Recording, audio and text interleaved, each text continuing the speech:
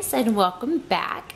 So sorry I haven't done a video in a while. I started my summer semester and it has been a lot busier than I expected it to be. So basically I have been doing schoolwork and that's about it. I haven't been able to get my face out of the books for very long. Sorry about the dirty table. This was a do-it-yourself table that the paint just hasn't worked out, so I've got to redo it. I was requested to do a video on how to make the bookmarks that I had shown in my video of comparing Erin Condren versus Lily Pulitzer planners. I decided to show you both ways that you can do this, because you can do it for any kind of coil-bound planner in general. I haven't found one that you wouldn't be able to do it with between the, popular ones. So, I just wanted to do a quick little tutorial on that. As well as kind of update y'all. I'm still currently waiting on my 2015-2016 Erin Condren Life Planner to come in. As most of y'all know, the metallics have had a delay for a quote-unquote printing error. Excuse me. And so we are still in the waiting game for my planner, sadly. But as soon as I get it, I will be doing the unboxing video and also telling y'all where I stand on whether I'm going to uncoil my planner and put it back into my KKK or if I'm going to keep it coiled. It just kind of depends on how I like the bigger coil. Also, please ignore the background noise. It is summer, so I have all three of my children home, and they are currently playing a game, and so I do not know what my three boys will come up with during this time. So let's go ahead and get in. I showed at the beginning some of the basic supplies that you will need. The first thing is these little tab divider or tabs that you can get from anywhere, really. I have a couple that I found at Staples. They're a Staples brand, and they seem to be a lot thicker and a lot sturdier. I found them for 50 cents, and they were 50 cents for two, and I wish I would have got more when I got them, because they are a lot sturdier and I love using them in my planner because they hold up better. And then of course you have the typical ones that you can find in Walmart and Target and any office supply store, honestly. They're just a little bit thinner, but they still do exactly what you need them to do. Other than that, I use my Erin Condren ruler to just give me a measurement of where to punch the holes. If you are doing this for a Lily Pulitzer planner, or you are doing it for any other coil-bound planners, with my Lily Pulitzer, I just tore one of the note pages out and used the side of the note page to make mine. That way I knew where the holes were and I didn't get it lopsided. Another thing that you're going to need is hand hole punches.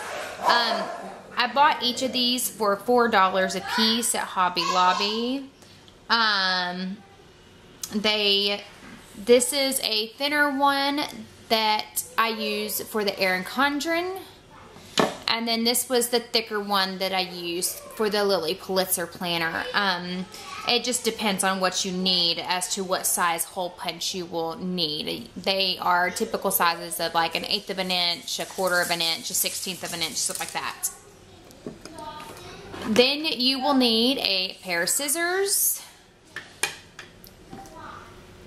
I use a Sharpie. Sorry, my dogs are playing. I use a Sharpie to put the circles onto the tabs to show where to hole punch them.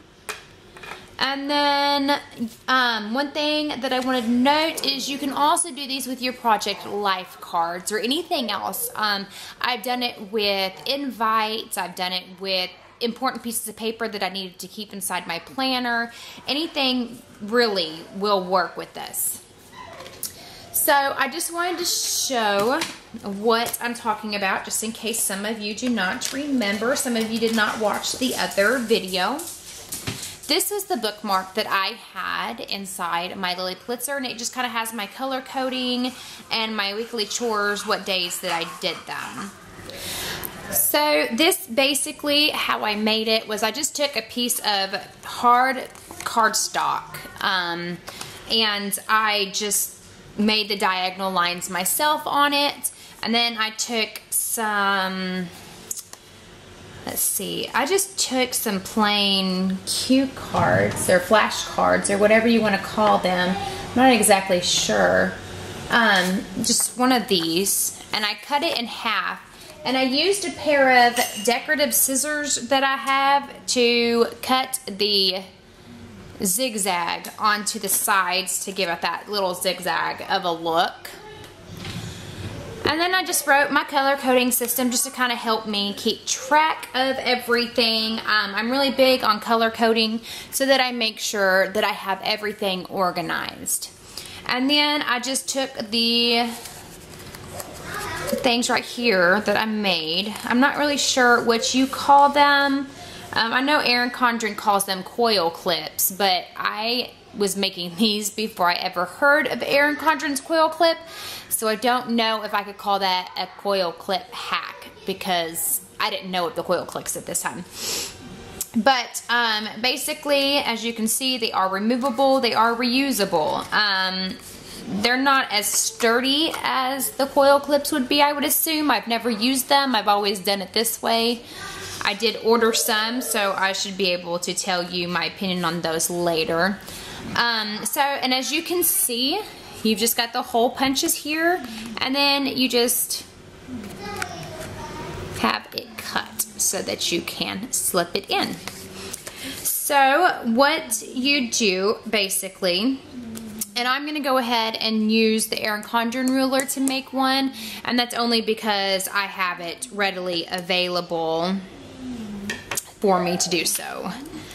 So we're going to take, I'm just going to take one of these because that's the first one I grabbed. And I'm going to go ahead and use this cue card that I had so that I have something to stick it on. And then we're going to take the ruler and we're going to line it up as best as possible. I like to try to get it as even as possible because it's obviously not going to be the same size, and then I just make sure that it's lined up against the edge here. I can zoom in for a little bit so that you can kind of see what I'm talking about. It's exactly lined up against the edge. And then just going to take my permanent marker and we're going to make a circle just to kind of mark where we need to be at. And then as you can see, we have one ready. Our next step is just taking whichever hole punch we need. In this case, I need this smaller hole punch because the Erin Condren coils are smaller. And we're just going to attempt to line these up as perfect as we possibly can. From experience, you're probably not going to get this perfect. It's just a guesstimate. I noticed when I was doing this that the easiest way for me was to look in on the side and just kind of try to line up the holes with the punch as good as possible. I know some people have tried to do this and they just try to line up this inside part where the hole is underneath. I don't know if it'll focus on that or if you can see it. To me, that hole underneath, I can't necessarily see it when I'm punching it, so this is the way that I do it. As you can see, it's probably not going to be even all the way across, and that's not a big deal. As long as they're relatively in the right spot, it'll work. The next step is to take our scissors here, and we're just going to cut some even slits all the way from the edge to about the middle of the plastic here. And that just makes it to where it can clip on easily to the coils. Now we're going to zoom out real fast. Oops. Ooh, a little too much there. All right. And I'm going to show you how we can easily attach this into the coils. Basically, all you're gonna do is just open it up, and as you can see, you just have it right here. And I like to use either a pencil or a pen or something of those likes, and you're just going to press it in. Because it's so thin, it's really not going to put itself in. You really have to kind of assist it. And then as you can see, it stays in there pretty decently. I can lift it up and I can tug a little, and only the edge right there popped out. I haven't really had any issues with this working. I've used it in the Lily Pulitzer, obviously. I've used it in my Erin Condrens. And it really seems to help for me. That was my way of being able to put in what I wanted into the planner without having to worry too much about ruining the page, because I have noticed with putting it into the Kiki K, I do ruin the pages quite a bit.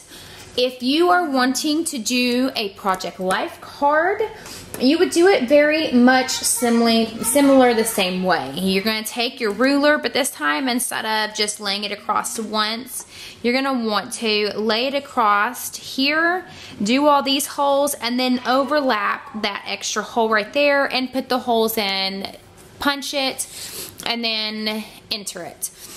They do have a Stamping Up stamp that can do something very similar.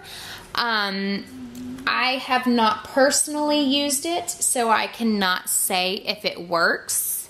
I have seen others do it, and basically you stamp and then you have to go over and stamp again because the holes are a little bit wider than the coils.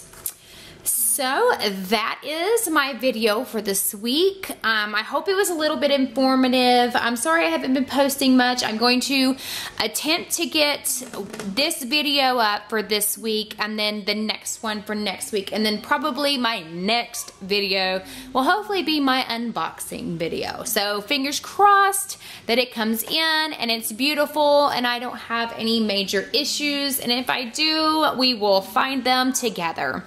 So I will see you soon, and I hope you guys have some happy planning. Bye. So I had somebody ask because they wanted to see my dogs, and the little bitty one is the one that snores. Daisy May. She is my snorer. And then this would be Dozer. You don't ever really hear from him except for just now when he was trying to wrestle with Daisy. So if you ever